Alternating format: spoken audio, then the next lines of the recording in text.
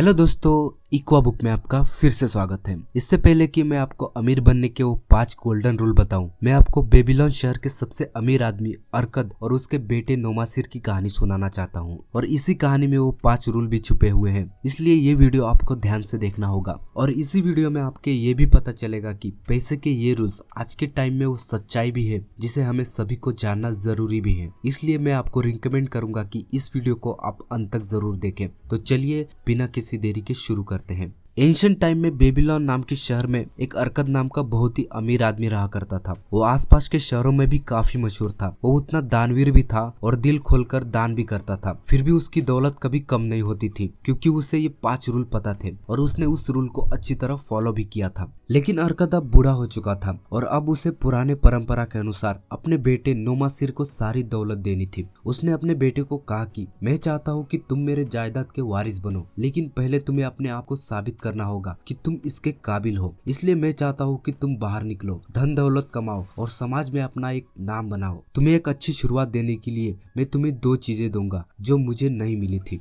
पहली तो सोने की मोहरों से भरी एक थैली और दूसरी धन के वो 5 नियम जिसे अगर तुम ठीक से फॉलो करोगे तो तुम्हें सफलता जरूर मिलेगी। आज से 10 साल बाद तुम्हें वापस आना होगा और तुमने इन 10 सालों में क्या किया ये सब मुझे बताना होगा और साबित करना होगा कि तुम मेरे जायदाद के वारिस बनने लायक हो, वरना मैं अपनी सारी दौलत दान कर दूंगा। इसके बाद नोमासिर अगले ही दिन वो दोनों चीजें लेकर निकल पड़ा। 10 साल गुजरने के बाद जब नोमासिर अपने घर लौटा तब उसके पिता अरकद ने बेटे की आने की खुशी में बहुत बड़ी दावत दी और उसने अपने कई रिश्तेदारों और दोस्तों को भी बुलाया। कुछ समय बाद जश्न खत्म हुआ और जैसे कि नोमासिर ने वादा किया था वो अपनी कहानी सुनाने लगा। उसने बताना शुरू किया, पिताजी, मैं आपके बुद्धिमानी के सामने सिर झुकाता हूँ। जैसे कि आपने मुझे अपने जायदाद का वारिस बनाने से पहले खुद को साबित करने के लिए मुझे मौका दिया, ये मेरे लिए एकदम नया होने वाला था। मैंने अपना सफर सबसे पहले निनेवे शहर से शुरू किया, क्योंकि उस शहर में मुझे तरक्की की संभावनाएं दिख रही थी। वहां जाते ही मुझे ऐसे 2 लोग मिले जिनके पास एक सफेद घोड़ा था। उनका ये कहना था कि इस शहर में एक बहुत ही अमीर आदमी रहता है जिसके पास एक सफेद घोड़ा भी है जिसे कोई नहीं हरा सकता, लेकिन हमारा ये अरबी सफेद घोड़ा उसे जरूर हरा सकता है। लेकिन बात यह है कि हमारे पास उतने पैसे नहीं है कि हम उस खेल में जा सके। इसके बाद मैंने कहा, पैसे मैं देता हूँ, लेकिन जो भी इनाम मिलेगा हम उसे आधा आधा बांट लेंगे। इसके बाद वो दोनों भी मान जाते हैं। खेल शुरू होता है जिसमें हमारा वो सफेद घोड़ा बुरी तरह हार जाता है और उस समय मैंने अपना कई सारा धन गवा दिया। और बाद में मुझे पता चलता है कि ये तो मुझे लूटने की उनकी एक चाल थी। असल में वो अमीर आदमी और वो दोनों लोग आपस में मिले हुए थे और ऐसे ही ये लोग नए लोगों को बेवकूफ बनाकर उनका सारा धन लूट लेते हैं। और इससे मैंने अपना सबसे पहला सबक सीखा। इसके बाद मुझे दूसरा झटका तब लगा जब उसी शहर में मुझे एक दोस्त मिला जो उसी शहर में बिजनेस करने के लिए आया था। उसने मुझे बताया कि एक व्यापारी की मृत्यु हो चुकी है, इसलिए उसके दुकान के सारे सामान बहुत ही कम दाम में मिल रहे हैं। हम दोनों बराबरी के पार्टनर्स होंगे। अगर तुम उसके सारे सामान खरीद लेते हो तब मैं अपने घर जाकर पैसे लाऊंगा।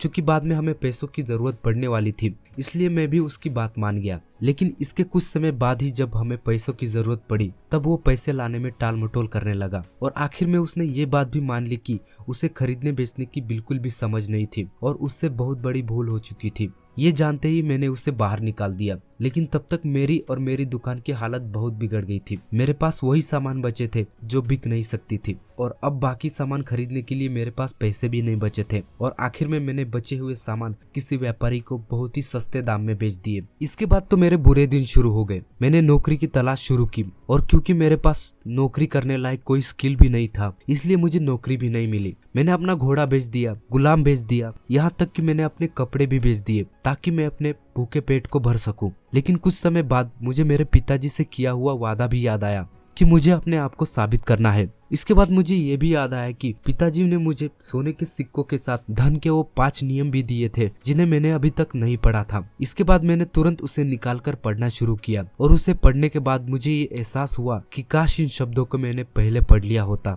तो आज ये मेरी हालत नहीं होती। तो यहाँ तक की कहानी में हम देखते हैं कि नोमासिर बिना उन नियमों को जाने अपना सारा धन गवा देता है। लेकिन पिक्चर अभी बाकी है मेरे दोस्त। जैसे ही उसने अपने पिताजी के दिए हुए वो 5 नियम पढ़े, इसके बाद नोमासिर ने ठान लिया अब वो अपने पिताजी से किए हुए वादे को पूरा करेगा और अब वो इन 5 नियमों को अच्छी तरह फॉलो करेगा और फिर से वो सब हासिल करेगा जो उसने गवा दिया है। और कुछ समय बाद ही उसे नौकरी भी मिल जाती है, जिसके बाद उसने पहले नियम को फॉलो किया जो कि ये कहता है कि पैसा उन लोगों के पास ही आता है जो अपने कमाई का 10% हिस्सा सबसे पहले अपने आप को देता है। इसका मतलब आपकी सोर्स ऑफ इनकम जो भी हो, आपकी कमाई जितनी भी हो रही हो, कहीं से भी हो रही हो, आपको सबसे पहले अपने इनकम से 10% हिस्सा खुद के लिए अलग रख लेना चाहिए। जब भी हमारे पास पैसे आते हैं तब हम रेंट देते हैं, राशन वाले को देते हैं, दूध वाले को देते हैं, लेकिन खुद को देना भूल जाते हैं। तो क्या इसका मतलब हम उस राशन वाले के लिए, उस दूध वाले के लिए काम कर रहे हैं? बिल्कुल नहीं। इसलिए सैलरी आते ही सबसे पहले आपको खुद को पे करना है। ये अमाउंट हर किसी के लिए छोटी या बड़ी हो सकती है, लेकिन यकीन करें दोस्तों, आपको सबसे पहले सेविंग करने की आदत डालनी है, क्योंकि आज के जमाने में कमाना जितना मुश्किल है उससे कई ज्यादा आसान खर्च करना है। इसके बाद दूसरा नियम ये कहता है कि पैसा उस समझदार मालिक के लिए जमकर मेहनत करता है जो उसके लिए एक प्रॉफिटेबल काम ढूंढ लेता है। अब जबकि आपने सेविंग करने की आदत डाल ली है तो अब बारी आती है अपने पैसों को ऐसे ही खाली बैठने देने के बजाय आप अपने पैसे से काम करवाना सीखो, क्योंकि सिर्फ सेविंग करने से कोई अमीर नहीं बन सकता। आपको अपने पैसे को काम पर लगाना होगा, आपको इन्वेस्टिंग सीखना होगा और इसके लिए आपको किसी एक्सपर्ट की सलाह लेनी चाहिए। नोमासिर की कहानी की बात की जाए तो जब उसने सेविंग करना शुरू किया, इसके कुछ समय बाद ही उसकी मुलाकात ऐसे आदमी से हुई जिसने उसने अपने पैसों को सही जगह पर लगाकर पैसों से पैसा बनाना सिखाया। उस समझदार आदमी ने बताया कि आज से 1 साल बाद जब इस शहर की बाहरी दीवार बन जाएगी और जब एक बड़े से प्रवेश द्वार लगने की बारी आएगी, उस समय इस शहर में धातु की कमी होगी। इसलिए क्यों न हम इस मौके का फायदा उठाते हुए पहले ही उतने धातु खरीद लेते हैं जिससे हम बाद में उसे राजा को बड़े ऊंचे दाम में बेच सकेंगे। उस आदमी के इस प्रपोजल के बाद नोमासिर को उसमें तीसरे नियम की झलक भी दिखाई दी, जो कि ये कहता है कि धन उस सावधान मालिक के रक्षण में रहता है जो इसका निवेश सिर्फ समझदार लोगों की सलाह से ही करता है। अगर आप किराने की दुकान में जाकर अपने लिए कपड़े मांगोगे तो शायद वो आपको पागल कहेगा। इसलिए इन्वेस्टमेंट सीखने के लिए आपको सही एक्सपर्ट को पकड़ना होगा। इसके बाद नोमासिर इस तीसरे नियम को समझते हुए वो उस आदमी की बात मानकर उसमें निवेश करने के लिए मान जाता है और इस बार नोमासिर को ये इन्वेस्टमेंट फायदे का साबित होता है। नोमासिर को इस बार सफलता मिल जाती है जिससे उसका वेल्थ और कॉन्फिडेंस दोनों बढ़ने लगता है। आगे बढ़ते हुए चौथे नियम की बात करें तो ये कहता है कि हमें उन जगहों या चीजों पर बिल्कुल भी इन्वेस्ट नहीं करना चाहिए जिन्हें हम बिल्कुल भी नहीं जानते। जो लोग इन्वेस्टमेंट में नए होते हैं या फिर जिन लोगों के पास पैसे होते हैं वो लोग बिना सोचे समझे कहीं भी इन्वेस्ट कर देते हैं। वॉरेन बफेट भी यही कहते हैं कि we never invest in businesses और places which we fully do not understand. कई बार तो हमें बहुत सारी चीजें प्रॉफिटेबल दिखने लगती हैं। ऐसे समय में आपको इस रूल को फॉलो जरूर करना चाहिए। इसके बाद आता है आखिरी और इम्पोर्टेंट 5वां नियम, जो मेरा पर्सनल फेवरेट भी है, जो ये कहता है कि हमें ऐसे स्कीम के चक्कर में भी नहीं पड़ना चाहिए जो हमें रातों रात अमीर बनाने के वादे करते हो। 25 दिन में पैसे डबल करने वाले कई सारे स्कीम आजकल जोरों पर चल रहे हैं, इसलिए हमें जरा सावधान होकर अपने पैसों को सही जगह इन्वेस्ट करना चाहिए। इन्वेस्टमेंट से रिलेटेड बुक्स पढ़ो, सेमिनार्स अटेंड करो या फिर कोई अच्छी सी कोचिंग ज्वाइन कर लो जो तुम्हें proper step by step guide करेगी। कहीं भी इन्वेस्टमेंट करने से पहले हमें थोड़ा रिसर्च करने की जरूरत है, उसके बारे में पता करने की जरूरत है। तो फिर से हम नोमासिर की कहानी पर वापस आते हैं, जहाँ नोमासिर इन 5 नियमों को सभी को बताने के बाद वो अपने पीछे खड़े गुलाम को इशारा करता है। वो गुलाम सोने से भरी 3 थैलियां लेकर आता है। इसके बाद नोमासिर अपने पिता से कहता है कि आपने जो मुझे सोने से भरी 1 थैली दी थी उसे मैं लौटा रहा हूँ, लेकिन आपने जो मुझे धन के जो 5 नियम दिए थे उसके बदले में कितना भी दूं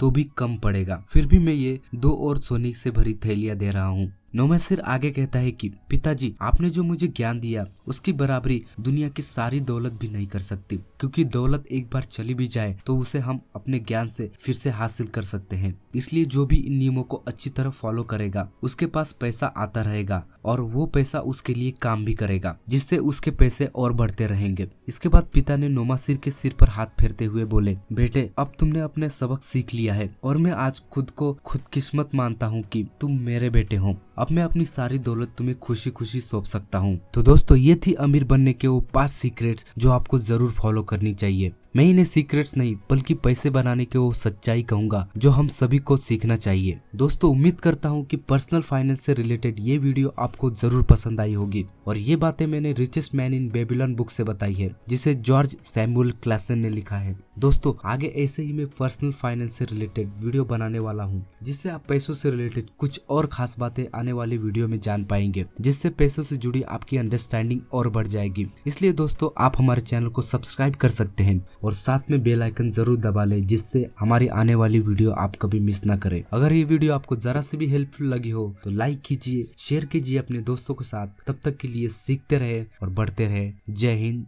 जय भारत।